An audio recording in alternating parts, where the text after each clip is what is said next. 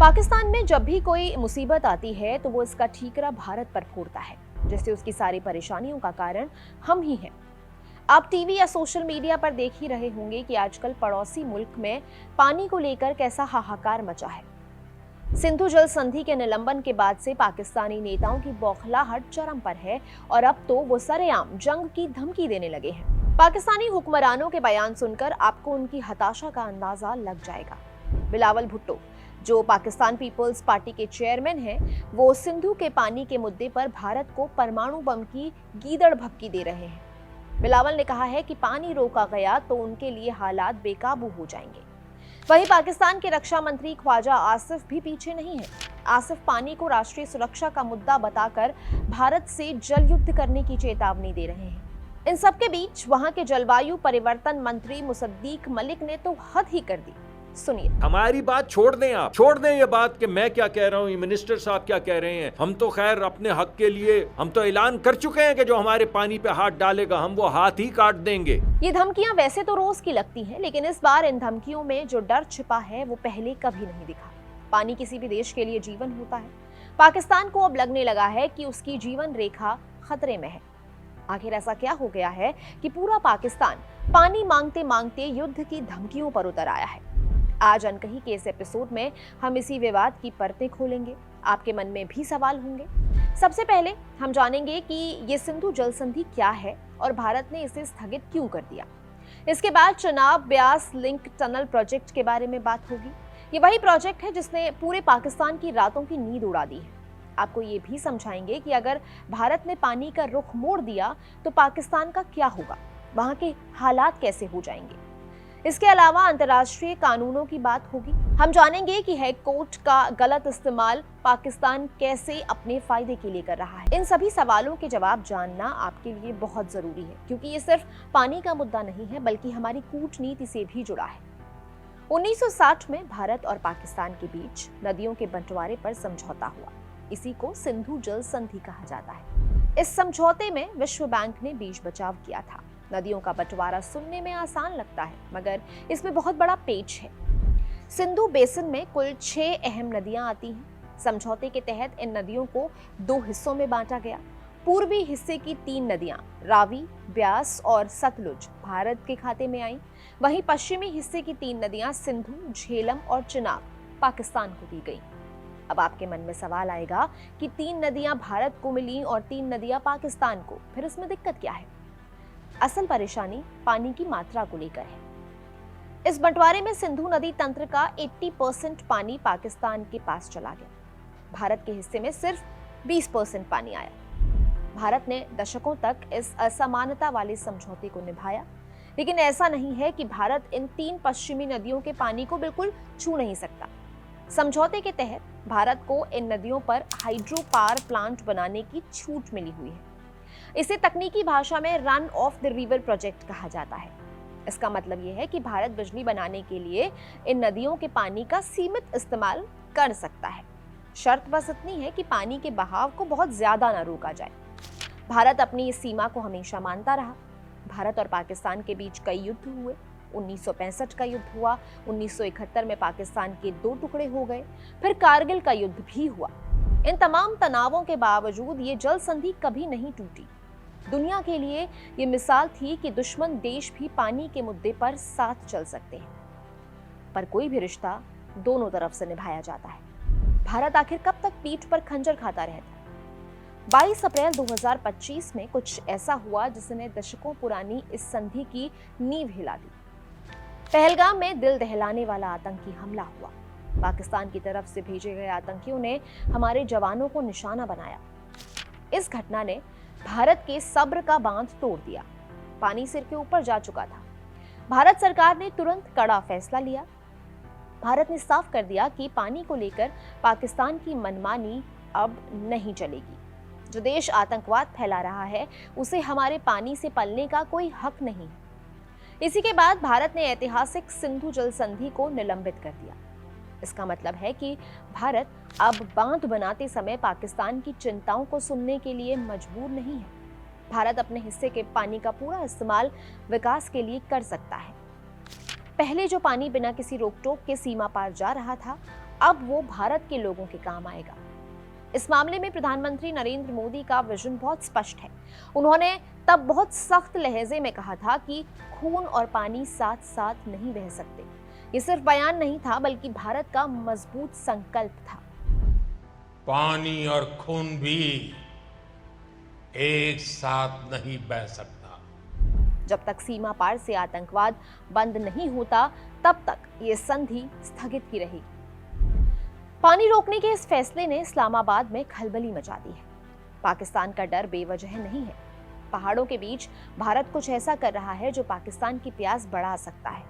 इस प्रोजेक्ट का नाम है Chenab Beas link tunnel project. इसे लिंक 3 प्रोजेक्ट के नाम से भी जाना जाता है। हिमाचल प्रदेश में 2532 करोड़ रुपए की लागत से ये प्रोजेक्ट तैयार किया जा रहा है। इसमें पहाड़ों के बीच 8.7 किलोमीटर लंबी टनल बनाई जाएगी, जिसका काम चिनाब बेसिन के अतिरिक्त पानी को मोड़ना है। चिनाब नदी का 1.9 मिलियन एकड़ फीट अतिरिक्त पानी इस टनल के रास्ते ब्यास नदी में भेजा जाएगा। चिनाब पश्चिमी नदी है, जिसका पानी पाकिस्तान जाता है। वहां के लोग इसी पानी पर डिपेंडेंट हैं, जबकि ब्यास पूर्वी नदी है और उसका पानी भारत इस्तेमाल करता है। जब टनल से चिनाब का पानी ब्यास में गिरेगा तो पाकिस्तान जाने वाले पानी की मात्रा घट जाएगी। ये प्रोजेक्ट भारत के लिए बेहद अहम है। NHPC यानी national hydro electric power corporation इस पर काम कर रहा है। 1 अगस्त 2026 से इस पर काम शुरू हो जाएगा। भारत सरकार ने इसे 2029 तक पूरा करने का लक्ष्य रखा है। इस प्रोजेक्ट से सिर्फ पानी ही नहीं मुड़ेगा, बिजली भी बनेगी। इससे हिमाचल प्रदेश में एक्स्ट्रा 4000 मेगावाट हाइड्रो इलेक्ट्रिसिटी पैदा होगी। मतलब हमारी ऊर्जा की जरूरतें भी पूरी होंगी और पानी का सही इस्तेमाल भी होगा। इस परियोजना के साथ साथ भारत ने सलाल डैम पर भी नई तैयारी कर ली है। जम्मू कश्मीर के सलाल हाइड्रो इलेक्ट्रिक प्रोजेक्ट पर 268 करोड़ रुपए खर्च किए जा रहे हैं। वहां भी NHPC काम कर रही है। सालों से चिनाब नदी पहाड़ों से भारी मात्रा में मिट्टी लेकर आती है। इससे डैम में मिट्टी जमा हो जाती है और इस कारण टरबाइन ठीक से काम नहीं कर पाती।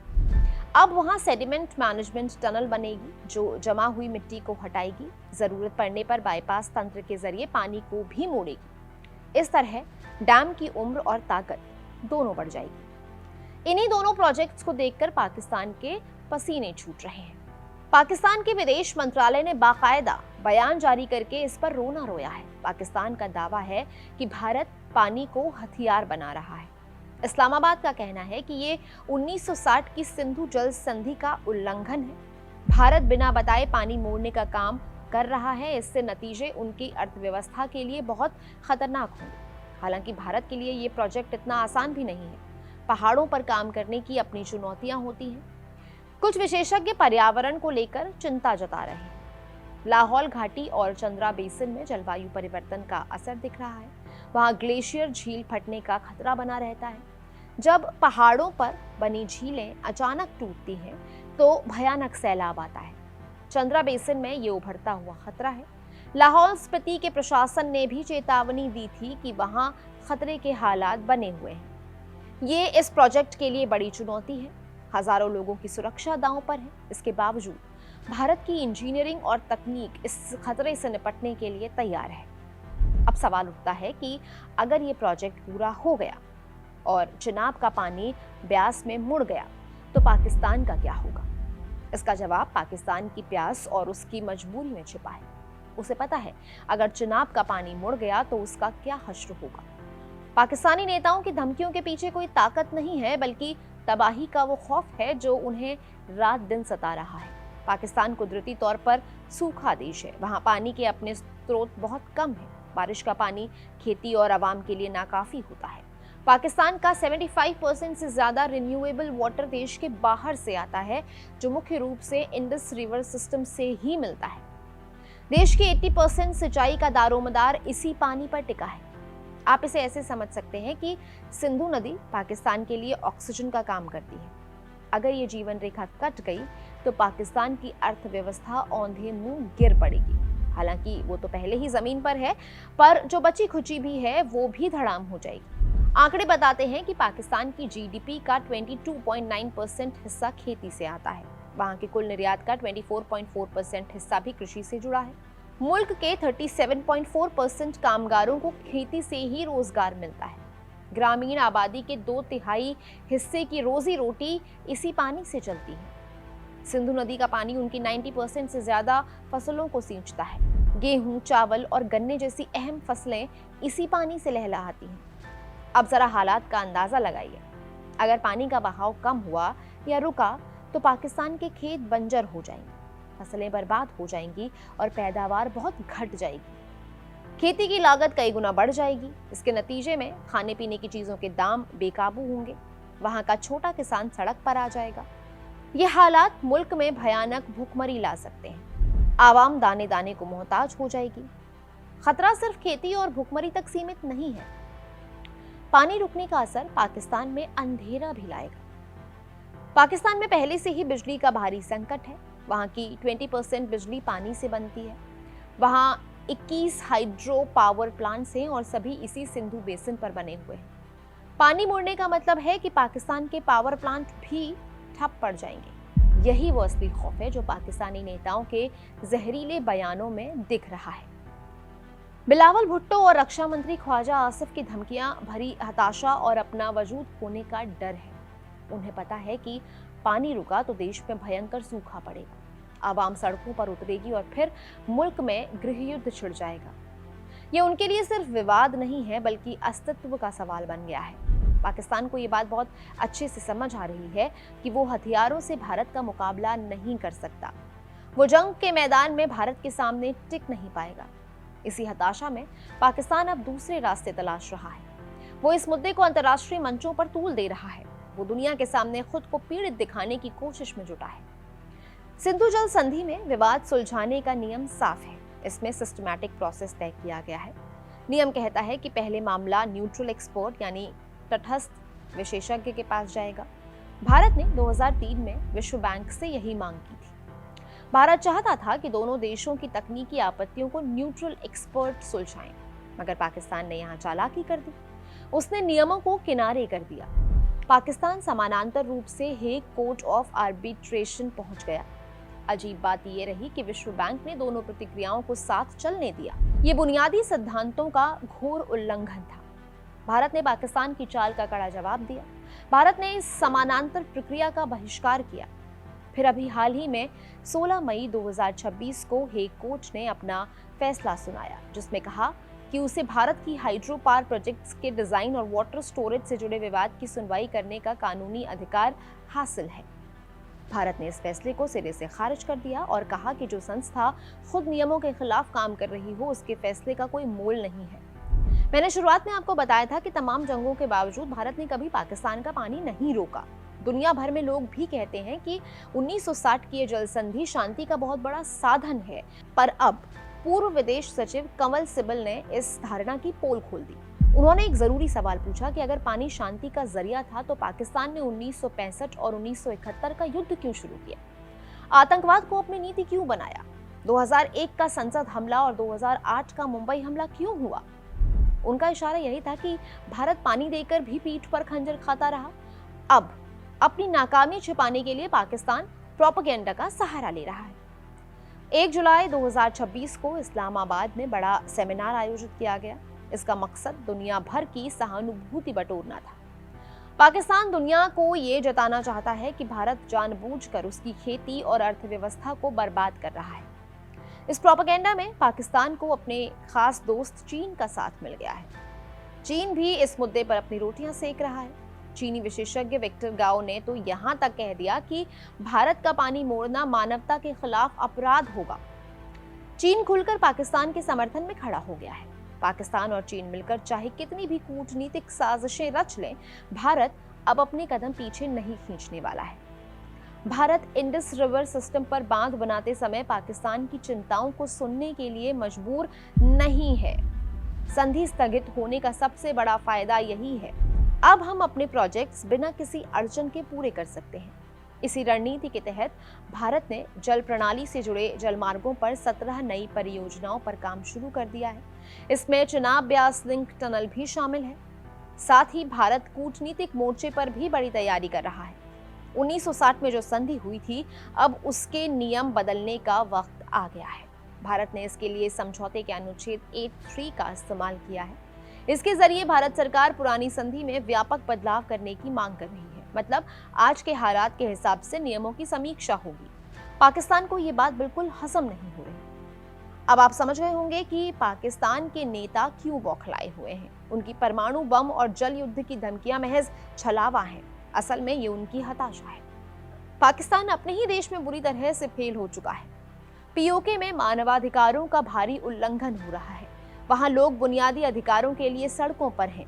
पाकिस्तानी सेना वहां के आम नागरिकों पर हद से ज्यादा बल प्रयोग कर रही है। पाकिस्तान के रक्षा मंत्री हों या बिलावल भुट्टो, सब इन्हीं अंदरूनी कमियों से दुनिया का ध्यान भटकाना चाहते हैं। वो अपनी नाकामयाबियां छिपाने के लिए पानी के नाम पर युद्ध का डर दिखा रहे हैं। भारत का विदेश मंत्रालय पहले ही पाकिस्तान के सभी दावों को सख्ती से खारिज कर चुका है। भारत अब किसी भी अंतर्राष्ट्रीय दबाव में नहीं आने वाला है। जो मुल्क हमारे खिलाफ आतंकवाद को पालता हो, उसे हमारे हिस्से का पानी पीने का कोई हक नहीं है। भारत ने तय कर लिया है कि उसके हक का जो भी पानी है वो अब सीमा पार नहीं जाएगा। देश के पानी की हर बूंद हमारे किसानों और हमारी जनता के काम आएगी। पाकिस्तान को भी समझ में आएगा कि भारत के पानी पर पलकर भारत को ही आंखें दिखाना अब मुमकिन नहीं है। आपका इस बारे में क्या कहना है? कमेंट्स में जरूर बताइएगा और ऐसे ही दिलचस्प एक्सप्लेनर्स देखने के लिए कड़क को कीजिए सब्सक्राइब। शुक्रिया।